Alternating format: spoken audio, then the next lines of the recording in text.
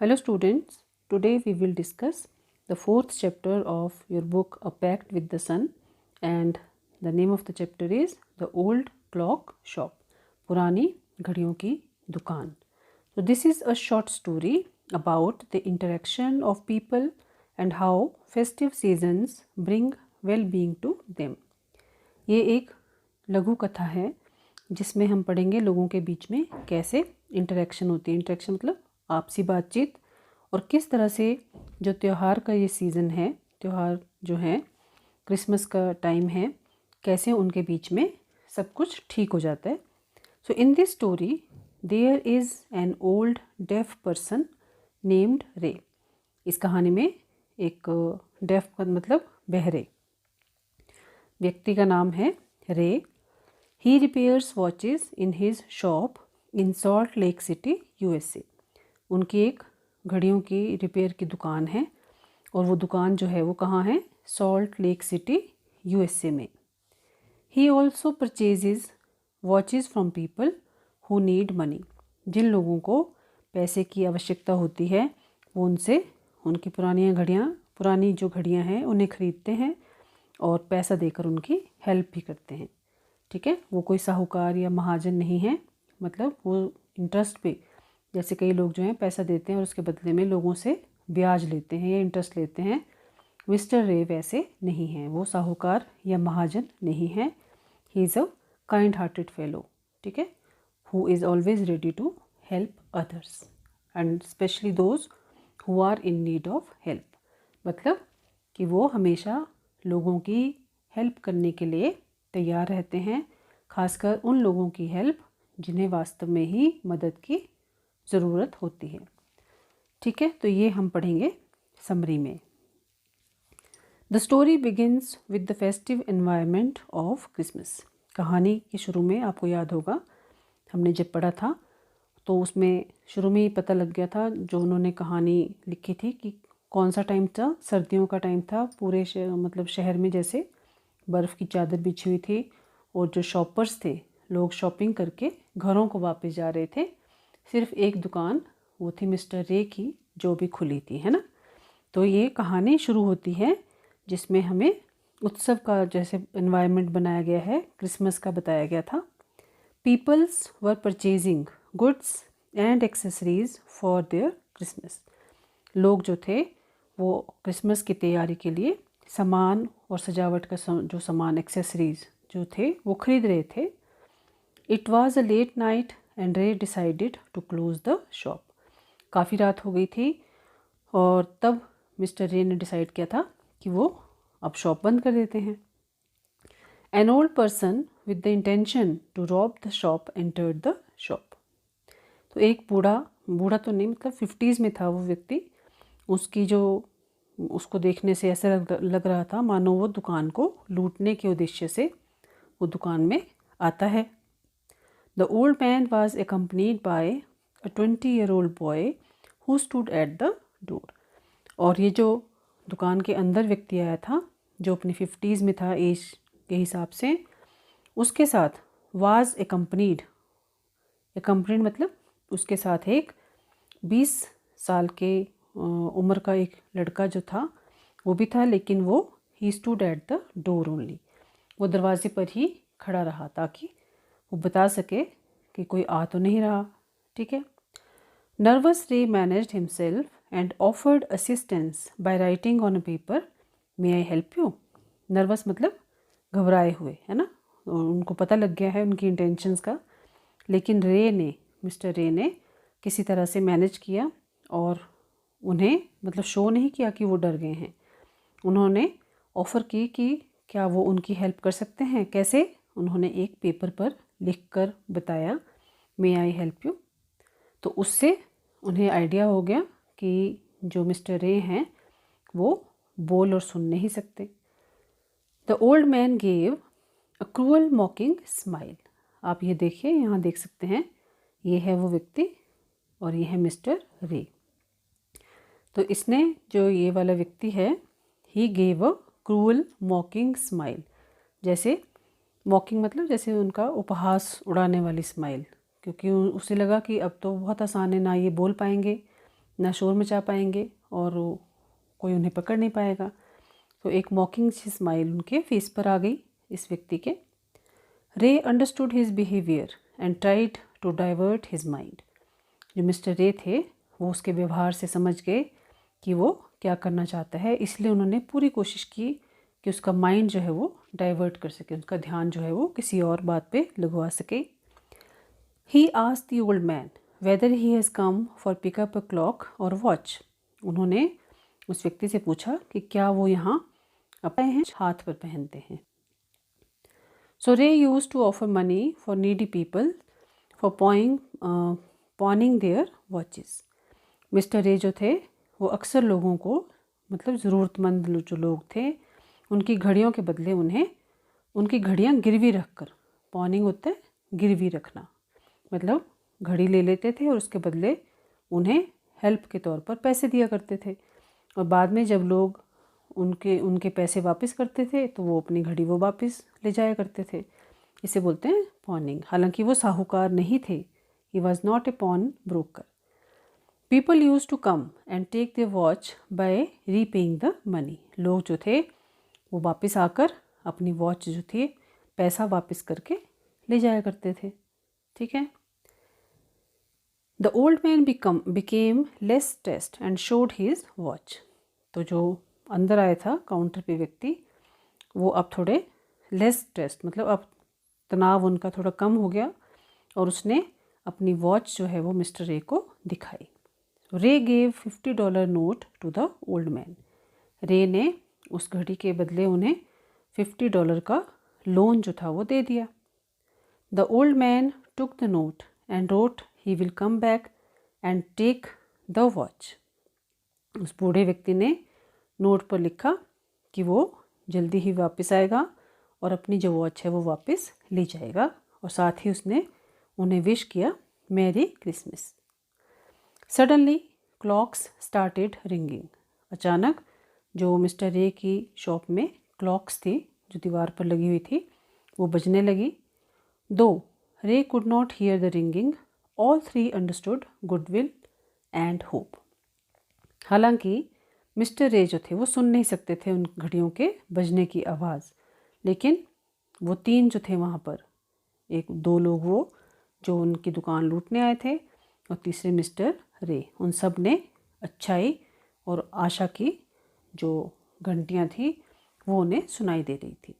यानी मिस्टर रे ने अपने व्यवहार से, अपनी बुद्धिमानी से एक ऐसी घटना घटने से रोक ली जो सबके लिए अच्छी ना रहती, है ना।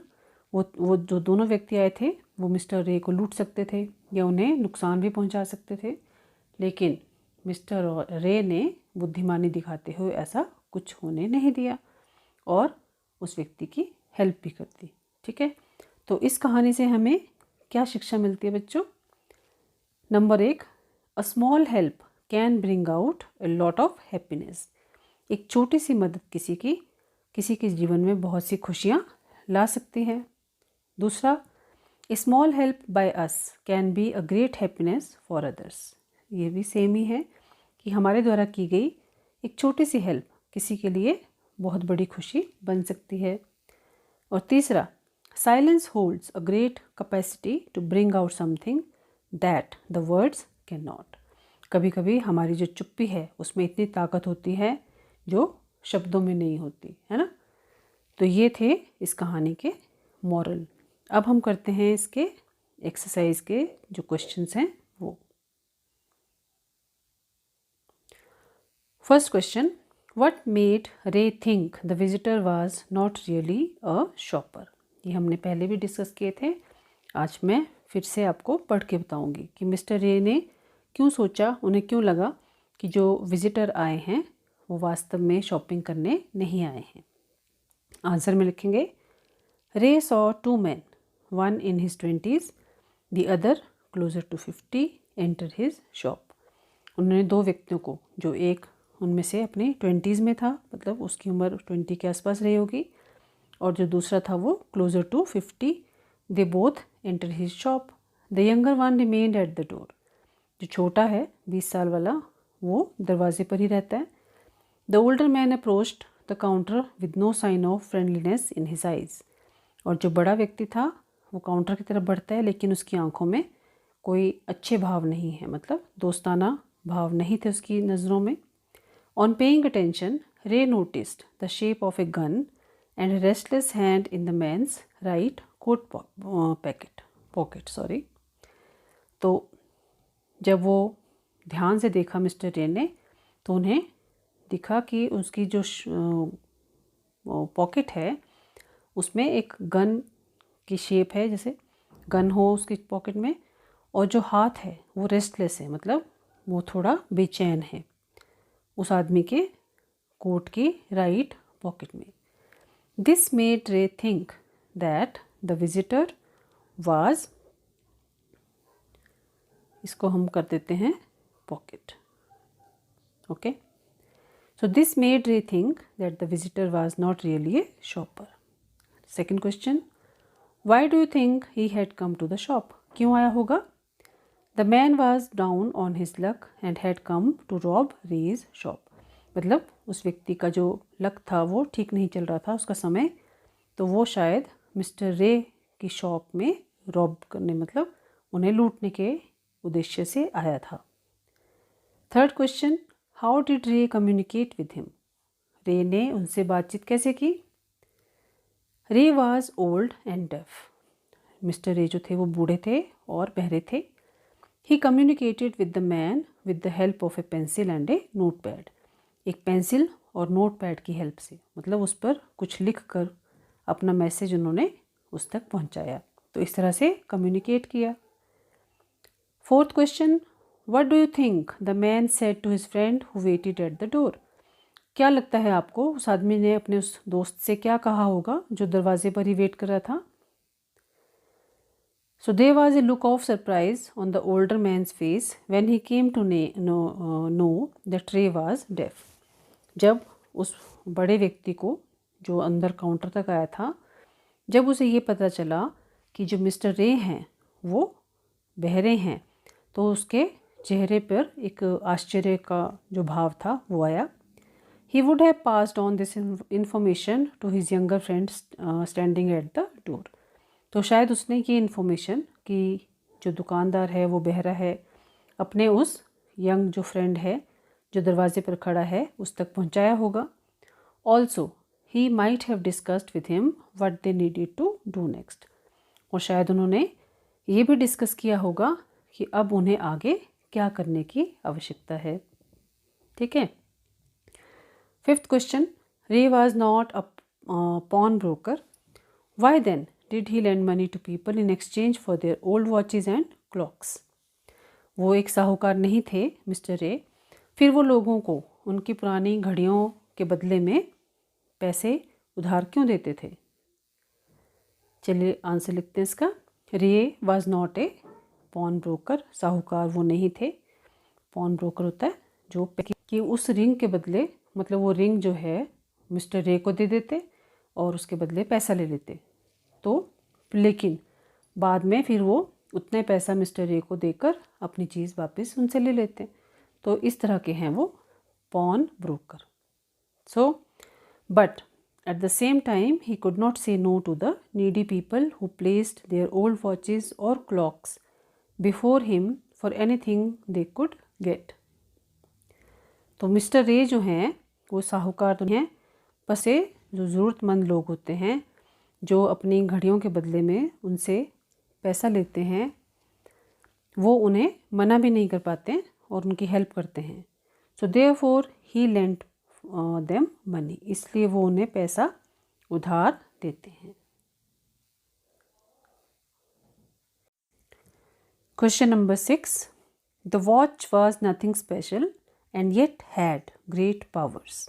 In what sense did it have great powers? वो घड़ी हालांकि बहुत कोई स्पेशल घड़ी नहीं थी, फिर भी उसमें बहुत ज़्यादा पावर्स थी। मतलब कैसे थी, किस तरह से आप बोल सकते हैं कि the watch had great powers? So we will write answer.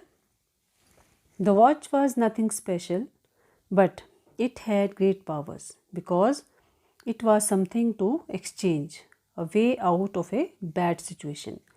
घड़ी हालांकि बहुत स्पेशल नहीं थी, लेकिन ये बहुत ही इट हैड ग्रेट पावर्स, क्योंकि ये कुछ ऐसी चीज़ थी जिसके बदले में एक बुरी जो स्थिति थी उसको एक्सचेंज किया जा सका, उसके साथ उसको एक्सचेंज हुआ। It saved the two man from doing something they would later be sorry for, क्योंकि इसने उन दोनों व्यक्तियों को ऐसा कुछ करने से रोक लिया था जो बाद में आएगा अपनी घड़ी लेने के लिए। He himself said that he would be back to pick it up as soon as he could, क्योंकि उसने खुद ये कहा है कि जितनी जल्दी हो सके वो अपनी घड़ी वापस लेने आएगा। It was not necessary for him to say so but he did, ऐसा कहने की उसे कोई आवश्यकता नहीं थी पर उसने ऐसा कहा, क्योंकि उसे तो उस घड़ी के बदले में $50 बच्चों मिल चुके हैं, है ना। वो चाहे तो कि वो अपने शब्दों the visitor turn truly friendly. कब ऐसा हुआ कि उस व्यक्ति का जो अनफ्रेंडली फेस था, अनफ्रेंडली मतलब जिसमें दोस्ती का भाव नज़र नहीं आ रहा था, जिससे उसकी जो इंटेंशंस थी वो अच्छी नहीं दिख रही थी, कब वो एकदम से दोस्ताना व्यवहार में बदल गई। तो हम लिखेंगे इसका answer, the unfriendly face of the visitor, भाव थे वो बिल्कुल चेंज हो गए। पहले उनके चेहरे पर कोई अच्छे भाव नहीं थे, है ना, पॉजिटिव वाइब्स नहीं थी, फिर वो अचानक से चेंज हो गया और वो उनके जो व्यवहार था वो चेंज हो गया उन दोनों व्यक्तियों का, और उनके नज़रों में फ्रेंडली बिहेवियर जो था वो, मतलब उनके एक्सप्रेशंस जो थे वो फ्रेंडली हो गए जब मिस्टर रे ने उन्हें रास्ता एक सुझाते हुए उनको ऑफ़र किया कि वो उनकी पुरानी घड़ी के बदले उन्हें $50 देंगे। तो उन्हें पैसों की ही आवश्यकता थी, ऐसा हमें एहसास हो रहा है। So both knew that the watch was not worth that much, क्योंकि वो दोनों जानते थे, मिस्टर रे भी जानते थे और वो व्यक्ति जो अंदर काउंटर पर आया था वो भी जानता था कि जो घड़ी थी वो इतनी कीमत की नहीं थी, लेकिन वो समझ गया था कि मिस्टर रे उसकी हेल्प कर रहे हैं, इसलिए उसके जो एक्सप्रेशन थे, उसके मन में जो भाव थे, पहले वो एक दुश्मन बनकर आया था चोरी करने के हिसाब से, लेकिन अब जाते समय उसका जो मन है वो बिल्कुल चेंज हो चुका है ना। Now he has been totally changed. So this was the chapter the old clock shop, and I hope you must have understood it and enjoyed it also. So बच्चों, इस चैप्टर को भी आप अपने essay 1 के एग्ज़ाम्स के लिए अच्छे से समझें और इसे याद करें, सारे क्वेश्चन आंसर्स को समझ कर याद करें। कहानी आपको समझा दी है, क्वेश्चन आंसर्स भी समझा दिए हैं, अब आपका काम है इसे अच्छे से याद करना। घर पर रहें और घर पर रहकर अपनी पढ़ाई करते रहें और अपना ध्यान भी रखें, और फेस मास्क का प्रयोग करना कभी ना भूलें। हाथों को भी बार बार धोते रहें, क्योंकि कोरोना अभी गया नहीं है बच्चों, ठीक है। तो घर पर रहकर अपनी पढ़ाई करते रहें, और bye bye and take care, have a nice day.